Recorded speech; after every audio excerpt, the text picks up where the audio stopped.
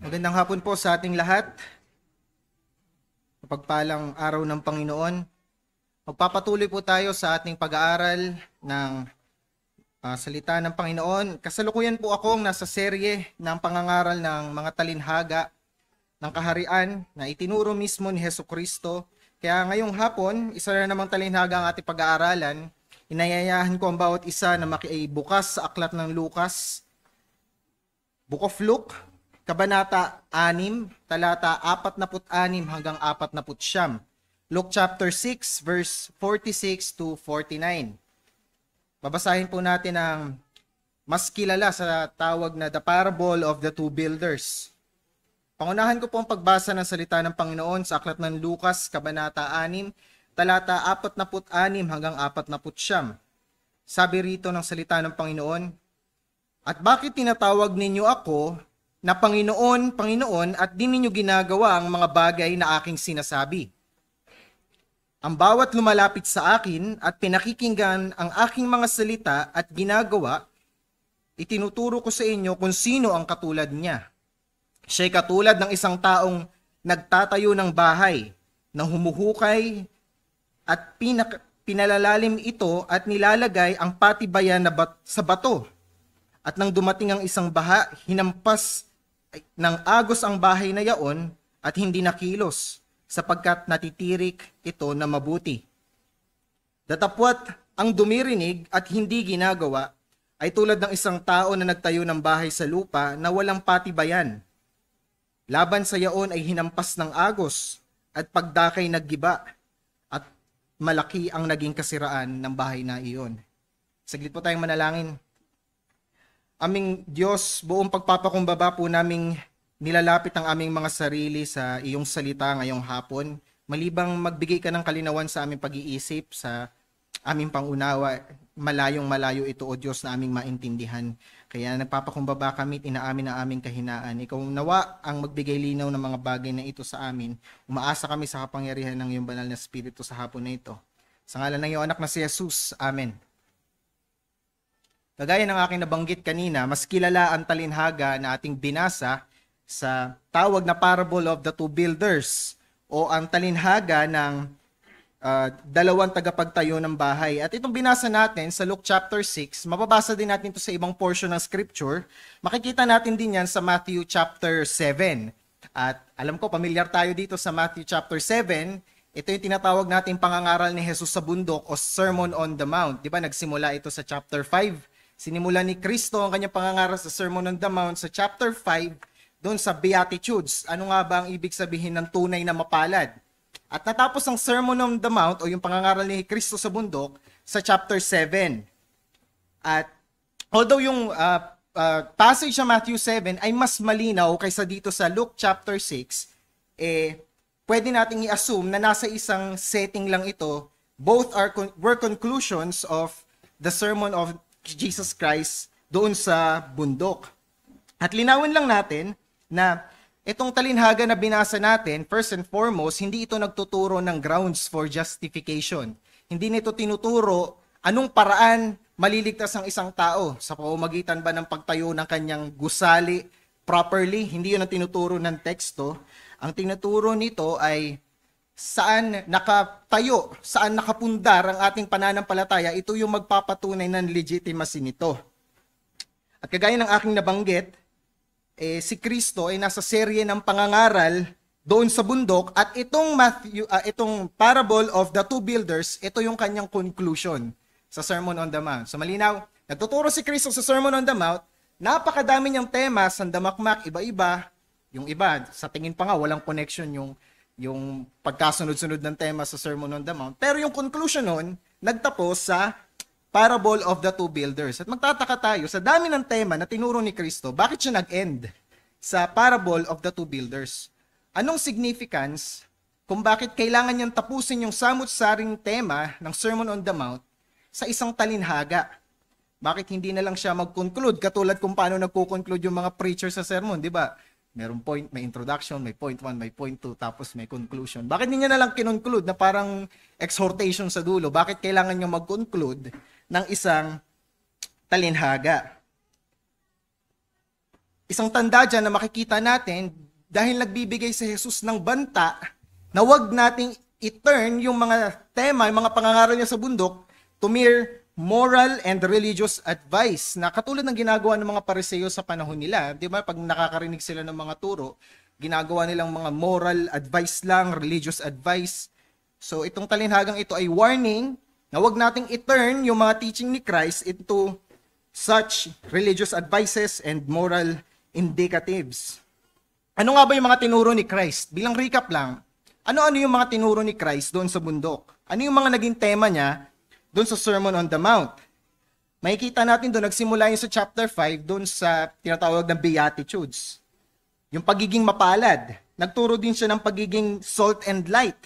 Nagturo siya ng patungkol sa fulfillment of the law, kung paano kontrolin ang galit, laban sa pangangalunya. Nagturo siya ng diborsyo, nagturo siya ng paano tamang manumpa at paano maling manumpa, paano maging iwasan ng pagiging retaliating. Nagturo din si Kristo dito paano natin mahalin ang ating mga kaaway, giving to the needy, kung paano dapat manalangin nung tinuro niya ang Lord's Prayer. Tinuro niya din yung tamang paraan ng pag-aayuno, kung paano tamang paraan ng pag-iimpok ng yaman na hindi makalupa kundi makalangit. Nagturo din siya kung paano tamang maghusga, na kung huhusga ka sa iyong kapwa, itignan mo muna yung troso na nasa iyong mata. Tinuro niya din doon ang tamang paglapit sa Diyos sa pamamagitan ng paghingi at pagkatok. Tinuro ni Kristo doon ang makipot na pintuan tungo sa buhay at malapad na daan patungo sa kapahamakan. Tinuro din ni Kristo doon yung patungkol sa mabuti at masamang puno. So samut-sari yung naging tema ni Kristo sa Sermon on the Mount. At mabanggit ko lang, ang Sermon on the Mount, hindi po ito mga imperatibo. Hindi inuutos ni Kristo na gawin natin yung mga bagay sa Sermon on the Mount. In some way, pwede natin tignan ng ganun, pero hindi yun imperative. Indicative ang Sermon on the Mount. For example, sinabi ni Christ, you are salt and light of this world. Hindi niya sinabing you must be. Hindi yun utos. Sinabi niya, kung Kristiyano ka, you are salt and light. It indicates you. Hindi niya utos yun. Another, sinabi niya, blessed are the poor. Hindi sinabi ni Kristo na in order for you to be truly blessed, you must be poor in spirit. Hindi niya sinabing you must be poor. Sinabi niya, blessed are the poor in spirit. So hindi siya imperatibo, hindi siya utos, indikatibo siya. All throughout the Sermon on the Mount, ito yung mga bagay that describes what a Christian is, what a true believer is. Indicative siya ng isang Kristiyano. Pero pagdating natin dito sa may parable of the two builders, dito na papasok ng imperative. Kasi sinabi ni Christ, kung sino mang nakarinig ng aking mga turo at nilakaran ito, siya'y katulad ng isang taong nagtayo ng bahay, so on and so forth. So all throughout the Sermon on the Mount, indicative, pagdating mo sa conclusion, parable of the two builders, dito na papasok yung utos na ito yung kailangan mong gawin. So in some way, pwede natin siyang i-interpret as an imperative, pero not directly. Hindi ganun yung pagkaayos ng turo ni Hesukristo. At yun, samut-sari ang tema na tinuro ni Hesukristo at napakalaki ng banta na ituring lang natin siya mga moral suggestions na parang blueprint, pattern lang, how to live rightly. Hindi yan ang tinuturo ni Jesus. At para maiwasan natin yon, itinuro niya ang parable of the two builders. Before Christ began to teach this parable, meron siyang sinabi sa verse 46. Balik po tayo sa ating teksto sa Luke chapter 6 verse 46. Sinabi ni Kristo, bakit ninyo ako tinatawag na Panginoon, Panginoon? So hindi niya pa sinisimulan yung talinhaga. Sinabi niya sa kanyang mga audience na halo-halong Hudyo, bakit niyo ako tinatawag na Panginoon, Panginoon, gayong hindi ninyo tinutupad ang sinasabi ko? So sinong kausap ni Kristo nung tinuro niya yung parable of the two builders? Ang kausap niya ay mga taong tumatawag sa kanya ng Panginoon, Panginoon. Okay? Hindi niya kausap yung mga taong hindi tumatawag sa kanya ng Panginoon. Ang kausap niya, yung mga tumatawag sa kanya ng Lord, Lord.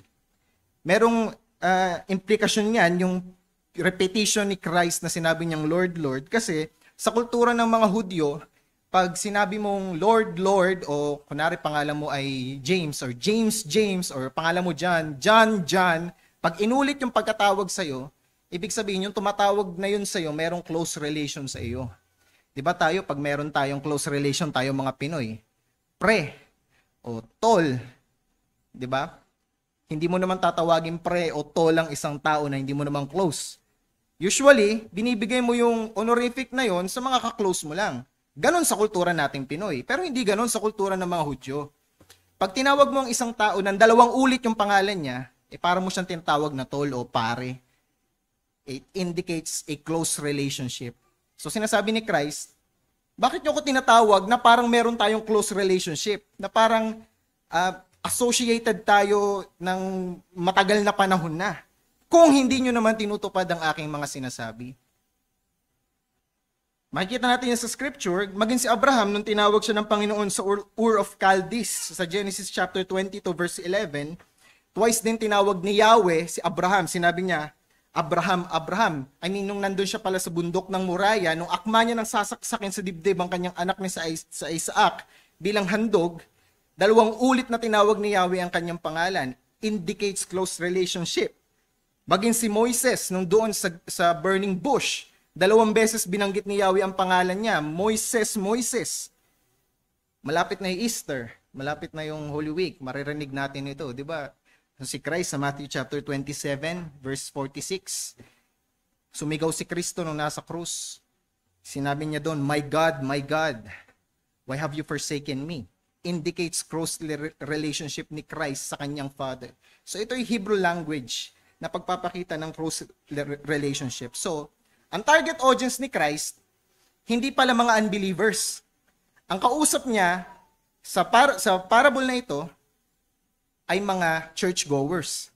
Kausap niya yung mga nagpapakilalang Kristiyano, yung mga nagsisimba, yung mga nagpipray. So, wag muna nating isipin na may kausap si Christ na wala dito sa gusaling to ngayon. Tayo yung kausap ni Christ kasi nandito tayo ngayon, umattend tayo ng panambahan. 'Di ba? Sa kwento ni Kristo, sabi niya, Panginoon, bakit niyo ako tinatawag na Panginoon, Panginoon? Gayon hindi niyo tinutupad ang sinasabi ko. Nagpatuloy siya para ituro yung talinhaga sa verse 47, sinabi niya, sinasabi ko sa inyo, yung isang tao daw na nakikinig ng salita ng Diyos, nakikinig sa turo niya, pero hindi naman tumutupad, hinalintulad ni Kristo sa isang mangmang na tao. Isang taong mangmang na nagtayo ng bahay, hindi man lamang naghukay, wala man lang bedrock yung kanyang foundation, basta-basta na lang nagtayo ng bahay, nung dumating yung bagyo, nawasak yung kanyang bahay. And great was its fall. Pero sinabi ni Kristo, yung mga tumutupad daw, mga nakikinig ng kanyang salita, at tumutupad nito, hinalintulad niya sa isang wise man. So yung isa foolish man, yung isa wise man. Yung wise man daw na ito, nagtayo ng kanyang bahay, humukay ng malalim, sinet yung foundation ng bahay sa matibay na bato, sa bedrock, at doon dumating yung bagyo, hindi nasira yung bahay dahil matibay yung kanyang pundasyon at batong tinutungtungan ng pundasyon ng kanyang bahay. So doon niliken ni Christ yung 2 hearers. Makikita natin yan sa teksto na may 2 klase ng tagapakinig, may 2 klase ng manggagawa na may parehas silang gustong mangyari, magtayo ng bahay. Parehas silang may sigasig na magtayo ng bahay, iba nga lang ng kapamamaraan. At dahil iba yung ginawa nilang kapamamaraan, naging magkaiba din yung resulta ng bahay na kanilang itinayo. At meron talagang temptation na isipin natin, yung wise men dito, ito yung mga Christians. Ito yung pumupunta ng church, sila yung wise men. Sila yung nagtatayo ng bahay, yung pundasyon, matibay, nilalagay sa bedrock, dumating ang bagyo, hindi mawawasak. Sila yung mga nagmi-ministry, sila yung mga nagpipray, sila yung mga faithful kay Christ, sila yung nagbabasa ng Bible. Yung foolish man naman dito, sila yung mga hindi nagsisimba, walang pagmamahal kay Kristo, paglinggo, nandun sa SM, walang paki sa ministry, di nagbabasa ng Bible, di nagpipray. Sila yung foolish. Hindi natin ganyan ini-interpret yung text. Ang kausap dito, yung mga nagkiklaim ng close relationship kay Christ. Those who call Christ Lord, Lord. So hindi dito yung mga believers, dito yung mga atheists, dito yung mga ibang religion na kulto. Hindi ganon. Ang audience dito, lahat nagpo-profess na Christian. So ito ay litmus test para makita kung totoo nga ba yung pananampalataya ng mga tao na nagkiklaim na Christian sila. Ano sinasabi sa atin ng teksto? Sinasabi nito na maliban na ang propesyon ng isang tao ay nakatatag sa matibay na bato na si Jesucristo, siya ay mawawasak anumang husay ng kanyang panlabas na relihiyon.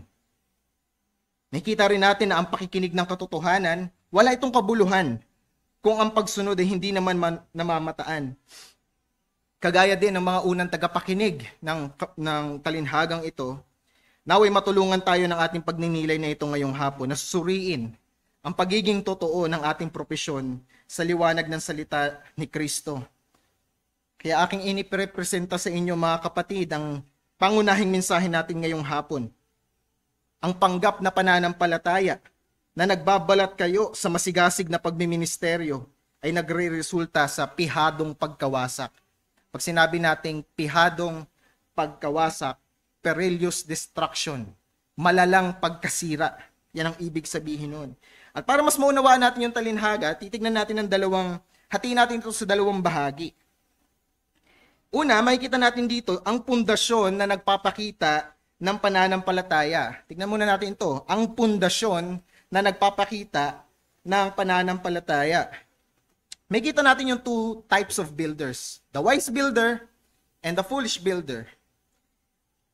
Yung wise builder, ito yung ginawa niya. Nagtayo siya ng bahay sa ibabaw ng bato. Yung foolish builder, sabi sa teksto, nagtayo ng bahay sa ibabaw ng lupa. So magkaiba sila. Yung isa, tinayo sa bato. Yung isa, tinayo lang sa lupa. Di ba sinabi ni Kristo, may mga klase doon ng tagapakinig na hindi naman tumutupad na katulad ng foolish man. Ilang beses tayong winarning nga ni Kristo. Ilang beses sa bahagi ng kasulatan na binanggit ni Kristo ang salitang makinig, ang may pandinig. So hindi lahat ng meron tenga, hindi porke nakikinig, nakaupo ngayon, merong nagpipreach sa harap at nakatingin sa preacher, nakikinig talaga. Kasi sinabi ni Kristo, hindi lahat daw ng may tengang pangpakinig ay nakikinig. Bakit kailangan sabihin ni Kristo yon kung lahat naman nakikinig, di ba? The fact na binanggit ni Kristo, merong mga hearers lang but not doers. The hearers that are not doers ay hindi naman talaga mga hearers. The true hearers hears God's word and does them. Para lang yan bata, di ba, na sinabi nung nanay niya sa kanya bago pumasok ng eskwela, "O anak, wag mong puputikan yung puti mong uniforme ha, kasi wala tayong tagalaba. Masakit ang braso ko, kakakuskus ng uniforme mo. Wag mong puputikan ha." Sabi nung bata, "Opo nanay." Pumasok ng eskwelahan, pag uwi, puro putik ang uniforme. Siyempre, nagbunga nga si nanay. "Ba sinabi ko sa'yo, wag mong puputikan ng uniforme mo. Wag mo nang uulitin yan." "Opo nanay, di ko na uulitin." Kinabukasan, pag uwi ng anak, putik ang uniforme. Kinabukasan uli, putik ang uniforme. Paulit-ulit, kada uwi, galing eskwelahan, putik ang uniforme. Hanggang napatid na ang PC ng ina. Anong sinabi ng nanay? "May tenga ka bang bata ka? Bingi ka ba? Wala ka bang naririnig?" Hindi naman niya sinasabing pinanganak niyang bingi yung anak o na aksidente yung anak niya at nabingi. Alam niyang may pagkinig yung anak niya. Pero dahil paulit-ulit na hindi tinutupad yung salita niya, nabulalas ng ina sa kanyang bibig na, "Bingi ka ba? Wala ka bang naririnig?" Ganyan din ang Kristiyano. Nababad sa pakikinig ng salita ng Diyos, pero di naman nilalakaran yung kanyang salita. Kanina kinanta natin, di ba? Sabi doon, the church's one foundation is Jesus Christ our Lord. So merong pundasyon. Meron pa tayong isang hymno kinakanta, "On Christ the solid rock I stand. All other ground is sinking sand." So si Kristo naman tinukoy na bedrock. And hindi ako fan ng ganitong klase ng interpretation na pag in-approach yung parable, lahat ng element dinidescribe kung sino. For example, yung parable of the 10 virgins. Sino yung mga birhen? Sino yung ilawan? Sino yung kandila? Sino yung langis? Lahat ng elemento ng talinhaga gustong bigyan ng pakahulugan. Yung prodigal son, anong significance nung sing-sing? Ayan, royalty. Anong significance ng tsinelas? Ayan, yung binabalik siya sa family. Na lahat ng elemento binibigyan ng meaning. Hindi ako naniniwala na yan yung faithful way to interpret a parable, kasi ang parable, meron lang yan one driving point that you have to trace at yun yung tutumbukin mo bilang preacher. That's it. Pero, may mga parable that really requires us na i-define kung ano yung mga elemento ng parable. At isa ito sa kailangan nating i-define yung mga elemento. Kasi sinabi, si wise man, nagtayo siya ng bahay sa ibabaw ng lupa, ay ng bato, I mean. Pero meron siyang ginawa, di ba? Sinabi dito, naghukay siya ng malalim, nagtayo sa bahay ng pundasyong bato, sa pundasyon, naghukay ng malalim at nagtinayo niya ang kanyang pundasyon sa bato. So may dalawang elemento. Merong foundation, meron ding rock. Meron siyang pundasyon, tinanim niya sa matibay na bato. So we have to define the elements. Sino yung pundasyon? Sino rin yung bato? Kasi di ba yung dalawang hymnong binanggit ko parang pareha si Kristo? Kasi the church's one foundation is Jesus Christ our Lord. Tapos, on Christ the solid rock I stand. So parehas bang si Kristo yung pundasyon? Siya rin yung bato? Ganun ba natin makikita yung talinhaga? Pero hindi naman tayo iniwan na walang muwang ng scripture. Komento ni Dr. R.C. Sproul pertaining sa teksto na to, sinabi niya, "The study of apostolic doctrine is the study of God's word because you find the apostolic doctrine in sacred scripture. If the apostles and the prophets are the foundation of the church, then that foundation is in sacred scripture." At naniniwala ko ito yung tapat na interpretasyon ng pundasyon. The foundation is the apostolic teachings, salita ng Panginoon. Mababasa natin sa Acts chapter 2, verse 42. Sinabi doon, Acts chapter 2, verse 42, inilaan nila ang kanilang mga sarili upang matuto sa turo ng mga apostol. Apostolic word. Magsama-sama bilang magkakapatid, magsalo-salo sa pagkain ng tinapay at manalangin. So, beginning pa lang ng first century church, dito na sila founded. Founded na sila sa turo ng mga apostol. May kita rin natin yan sa Book of Revelations chapter 21:14, Pahayag 21:14. Sabi doon, ang pader ng lungsod ay may 12 pundasyon. So yung vision, meron daw pader, at yung pader meron 12 foundation. So again, may binanggit na foundation, at nakasulat sa mga ito ang pangalan ng 12 apostol ng kordero. So sa foundations daw, nakatala yung pangalan ng 12 apostles. So I think and I believe na ito yung interpretation ng text. The foundation is the apostolic word. And Christ being the bedrock kung saan itinanim yung foundation. So foundation is the apostolic word planted on Christ the bedrock. Ganyan tinayo ng wise man yung kanyang faith, yung kanyang bahay. Hindi niya ito binase sa mga whims. Hindi niya ito binase sa mga Christian cliches.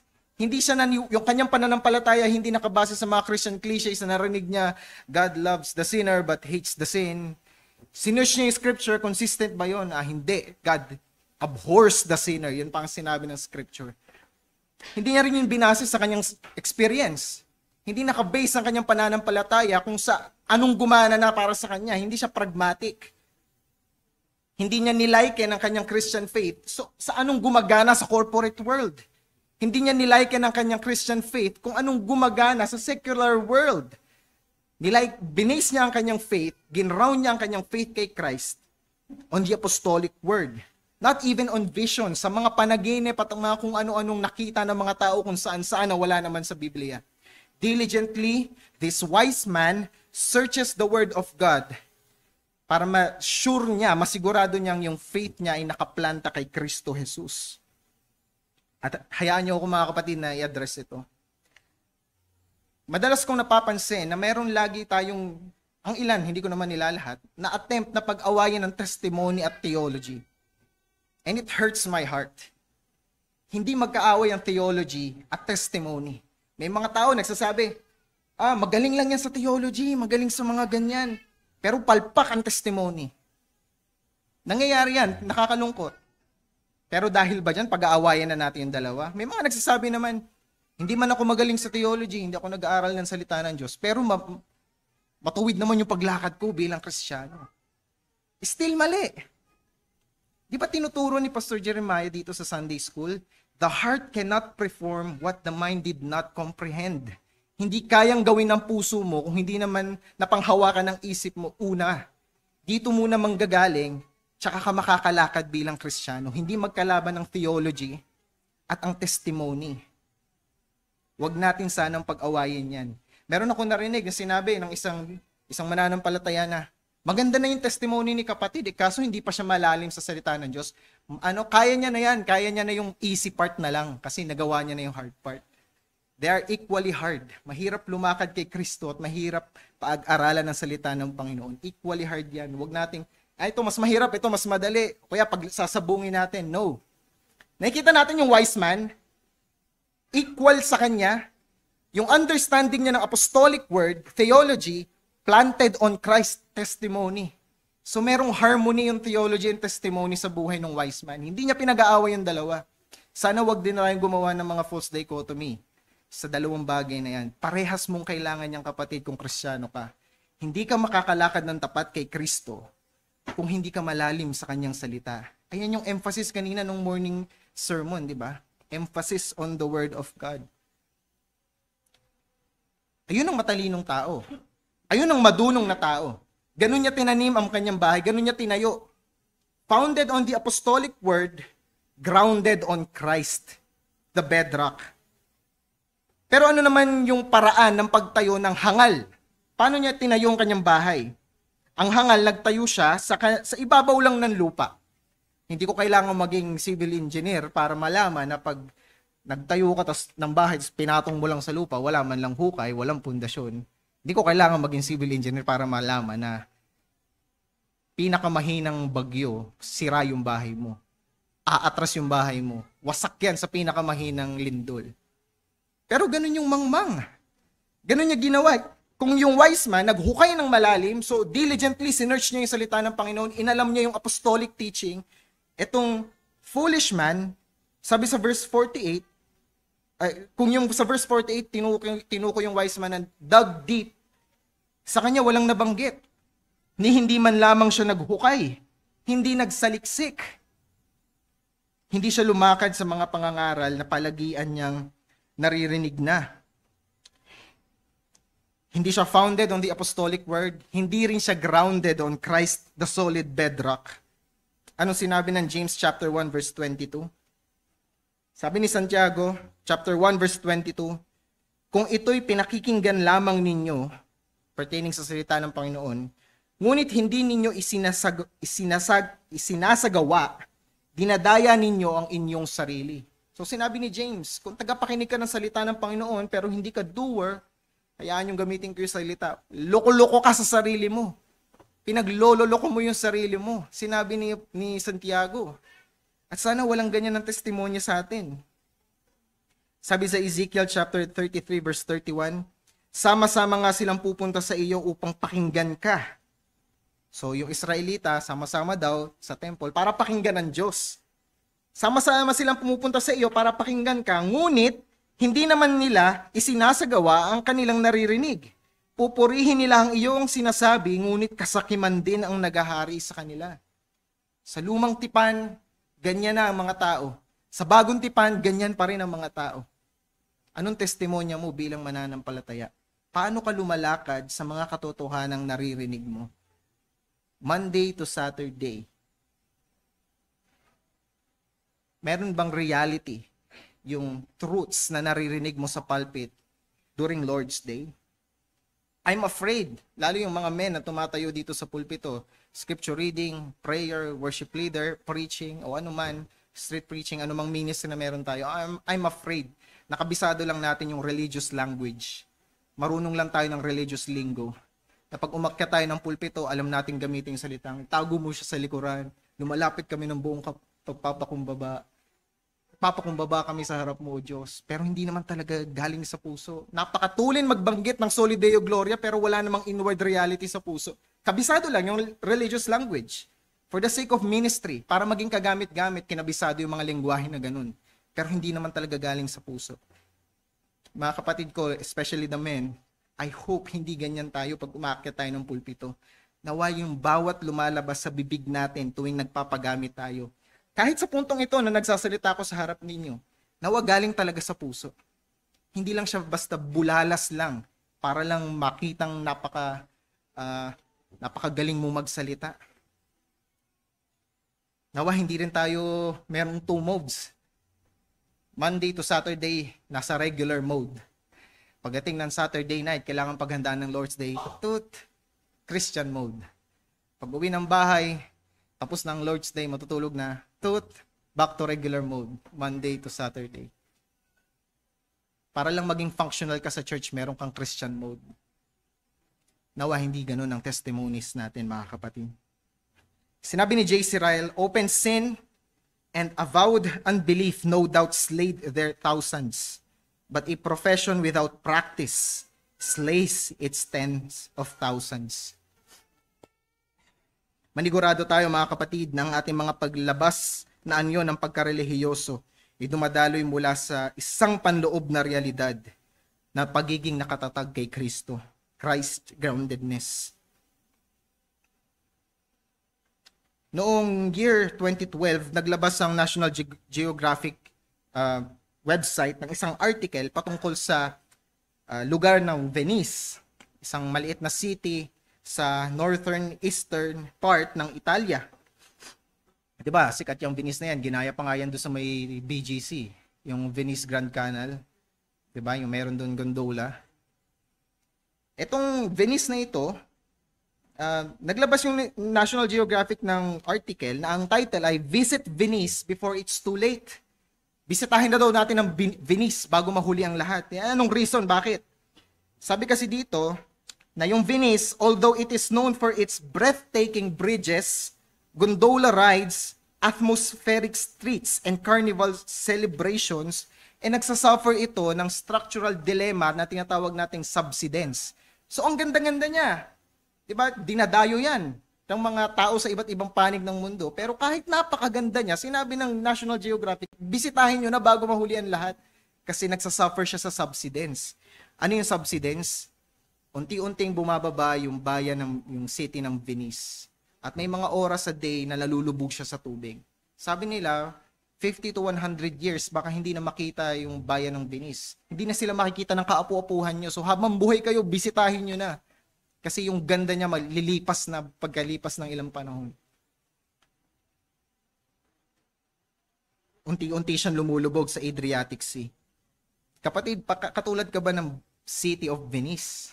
You may be known for your breathtaking bridges and gondola rides. Pero yung kaluluwa mo nagsasuffer din ng subsidence. Unti-unting lumulubog.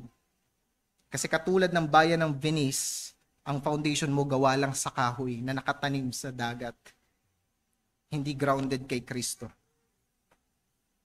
So are you certain that your form of religion is Christ-grounded? Critical yan na i-evaluate natin kung saan nakatanim ang ating pundasyon. Bakit? Dahil sinabi ni Kristo, storms are inevitable. Sinabi niya yan sa talata natin sa talinhaga. So nakita natin sa unang punto, yung dalawang klase ng tagapagtayo ng bahay at dalawang paraan nila ng pagtayo ng bahay. Isang mahusay, isang madunong, at isang mangmang. So pangalawang bahagi, tignan natin dito ang pagbaha na nagpapakita ng patutunguhan. Ang pagbaha na nagpapakita ng patutunguhan. Binanggit ni Kristo na dumating ang baha sa bahay ng taong marunong, ng wise man, pero hindi niya sinabing sa wise man lang o sa foolish man lang, parehas sila.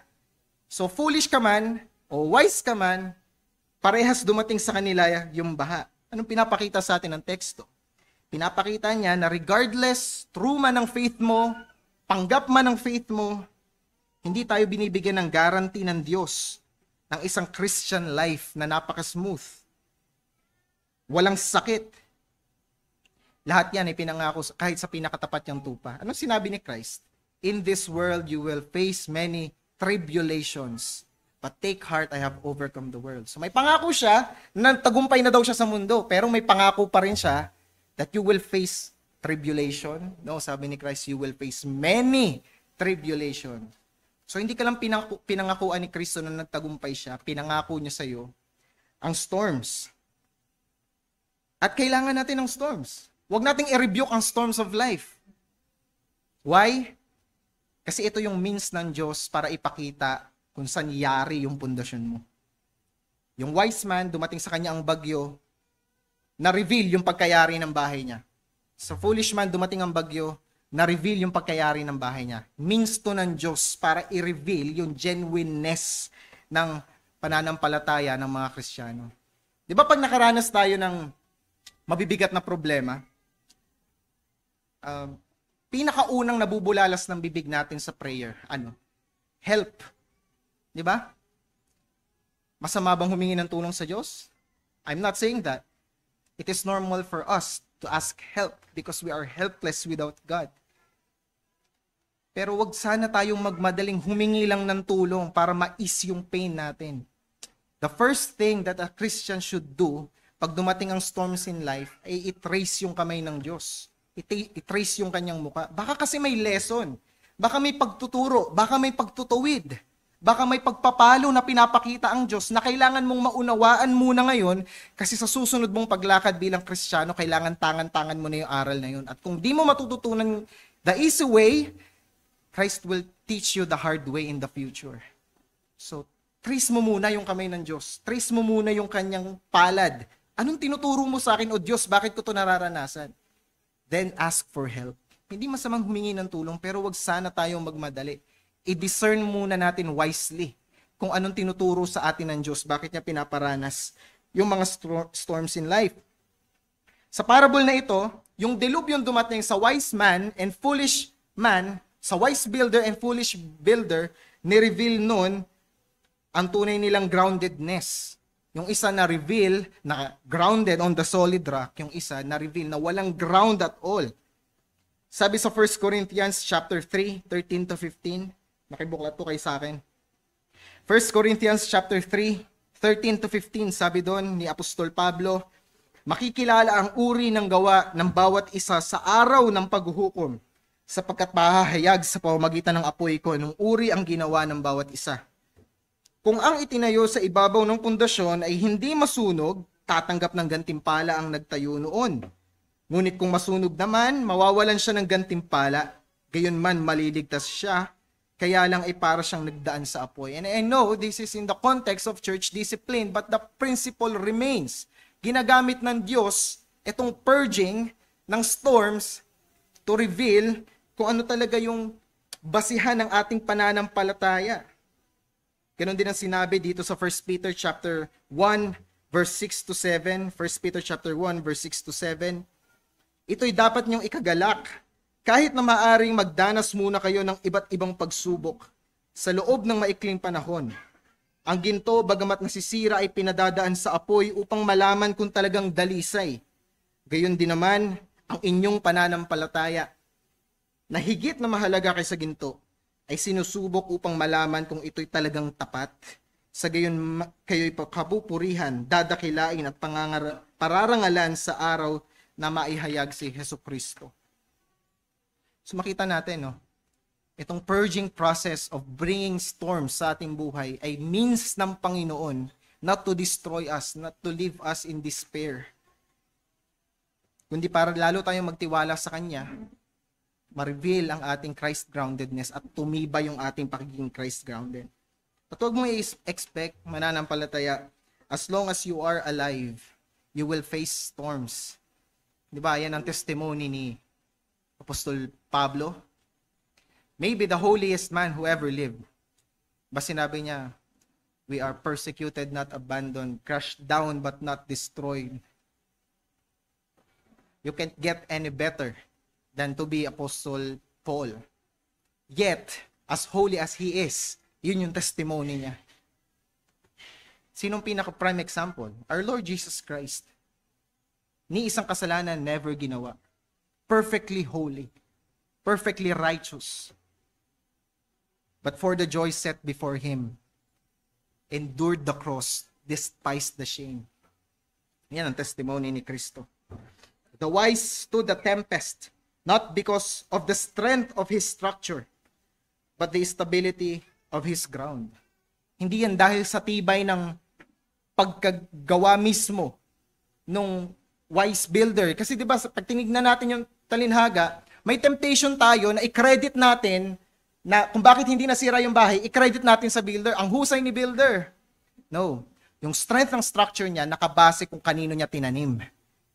Nakabase doon sa foundation, nakabase doon sa sinong ground niya tinanim yung foundation. It is Christ and His Word. Hindi dahil sa skills niya, kundi dahil sa pundasyon kung saan sa bato kung saan nakalagak ang kanyang pundasyon. Kaya madali nating maawit yung hymno na lagi nating inaawit. On Christ the solid rock I stand. My hope is built on nothing less but Jesus' blood and righteousness.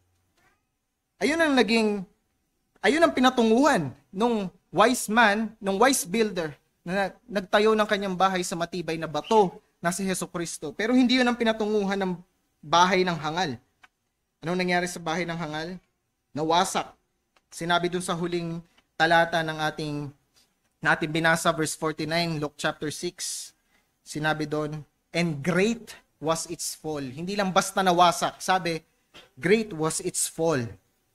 Ang hangal, dahil hindi siya nakasali kay Kristo, hindi niya nakayanan ang dagok ng kasalanan na tukso.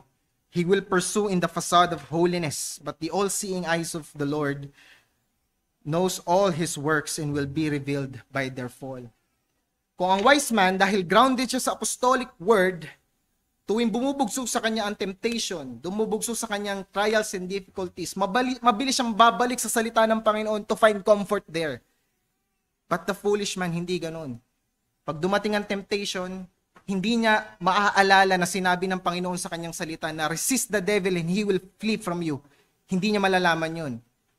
Dadating sa kanya ang temptations of lust and flesh, of money, anumang bagay sa mundo na dangling, hindi niya maaalala na Christ is more precious than all of those dahil hindi siya grounded in His Word.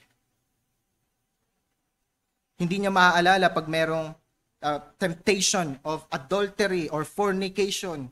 Hindi niya maaalala yung binasang teksto kaninang umaga, Psalms 119 verse 11. How can a man, hindi lang young man, how can an old man, how can any man keep his way pure? Sabi doon, thy word I have kept in my heart that I might not sin against thee. Walang ganun patotoo ang foolish man because ang kanyang foundation ay hindi sa salita ng Panginoon at ang kanyang anumang pundasyong meron siya, hindi niya tinanim kay Kristo Jesus. Anong sinabi sa Kawikaan chapter 10 verse 9? Ang namumuhay ng tapat ay paghaharian ng kapayapaan, ngunit ang may likong landas ay malalantad balang araw. Sooner than later, marireveal itong kamangmangan ng foolish builder. At ganun din ang isang tao na nagpo-profess ng faith pero hindi naman talaga founded on Christ, grounded on Christ and founded on His Word. Sooner than later, God will reveal your pretentiousness. Sabi sa Awit 11:5-6, ang mabuti at masama ay kanyang sinusuri. Di ba ganito nangyari? Parehas sinubok yung wise builder and foolish. Ang mabuti at masama ay kanyang sinusuri. Sa taong suwail, siya'y lubos na namumuhi. Pinauulanan niya ng apoy at asupre ang masasamang tao at sa mainit na hangin sila'y kanyang pinapasok. Kung nagpapanggap ka pa rin hanggang sa oras na ito sa iyong pananampalataya, sana nagdala ng matinding takot yung talatang kakabasa lang natin. Papaulanan daw ng Diyos ng apoy at asupre ang masasamang tao at sa mainit na hangin, papasuin ka daw niya.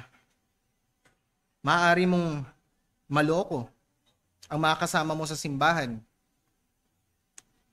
Maaari mong malokong yung mga membro ng pamilya na you're really a Christian, yung mga kaibigan. Maaari mo silang maloko sa pag-aangkin mo ng pananampalataya kay Kristo. Diba sa church, pag sa fellowship, are we just trying to be prim and proper? Na gusto lang natin maging formally Christian. Pero pag uwi natin, hindi naman talaga tayo yun. Nagpuput on tayo ng facade sa Christian fellowship na we are this person na punong-puno ng Christian principles. Pero sa sarili nating mga bahay, sa kanya-kanya nating kwarto, sa ating regular conversation sa mga workmates or school, hindi naman talaga tayo yun. Uncharacteristic sa atin. Pero there is a way, lalo kung creative ang tao, to put on a facade of formal Christianity pagdating sa Christian fellowship. At malaking banta ang binigay ni Kristo sa mga ganyang klaseng mananampalataya.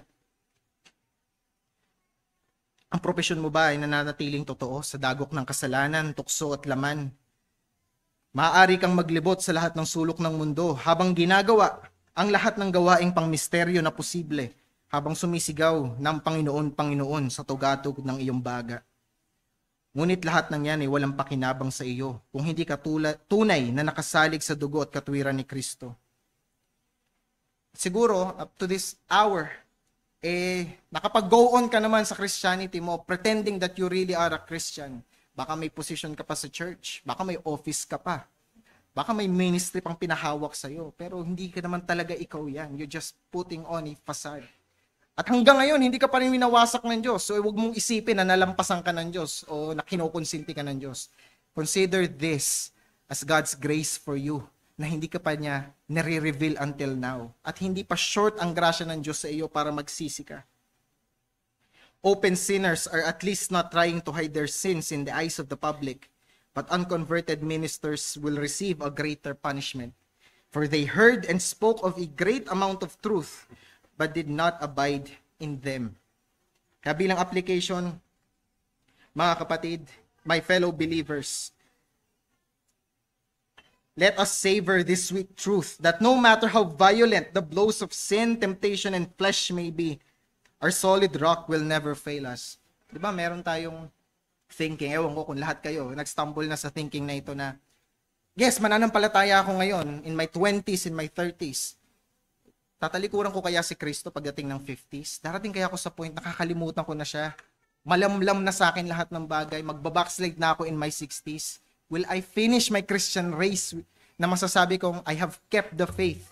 I've been faithful to Christ unto death.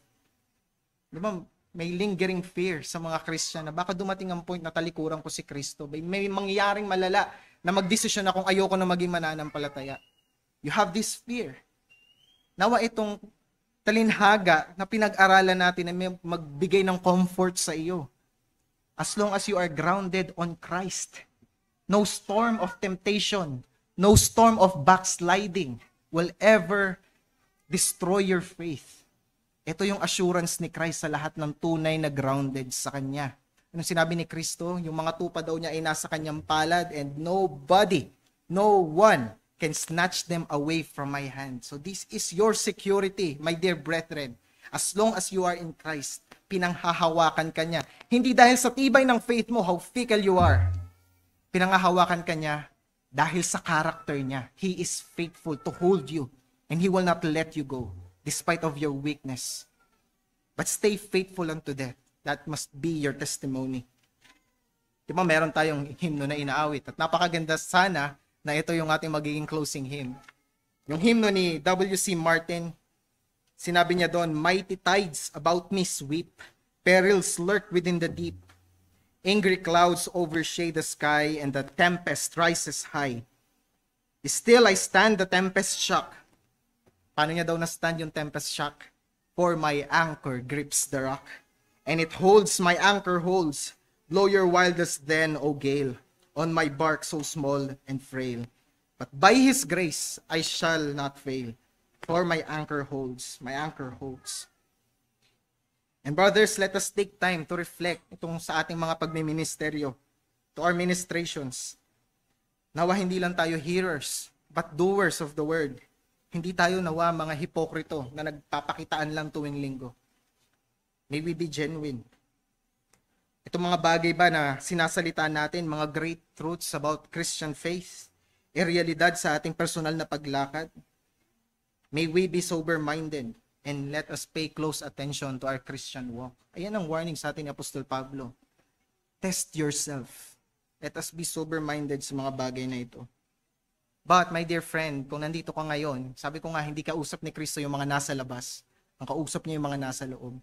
Kung nandito ka ngayon, and after hearing this sermon, sinaliksik mo ang puso mo, and you know for certain na ikaw yung foolish man, yung foolish builder sa parable, nawa, huwag ka ma-despair.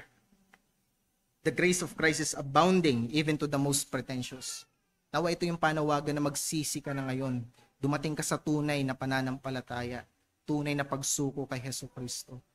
Pero kung wala ka at all kay Kristo, hindi ka talaga nag-identify as Christian, wala ka talagang, alam mo sa sarili mo na hindi ka mananampalataya, no amount of house building can save you kung hindi ka grounded on Christ. No amount of house building.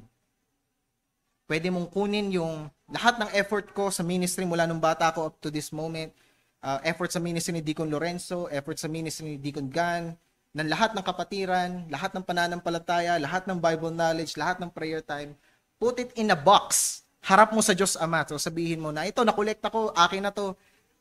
Ito ang proof ko na pwede mo akong iligtas. Kahit gawin mo yan at i-times 10 mo pa, hindi ka karapat dapat sa kaligtasan. Meron lang isang term of salvation, term of peace na pinrovide si God the Father. It is through His Son, Jesus Christ, the bedrock, Jesus Christ. Nawa isuko mo yung buhay, manampalataya ka kay Kristo sa araw na ito dahil hindi na pinangako sa iyo ang next Lord's Day. Nawa gawin mo na ito ngayong hapon. Saglit na tayong manalangin.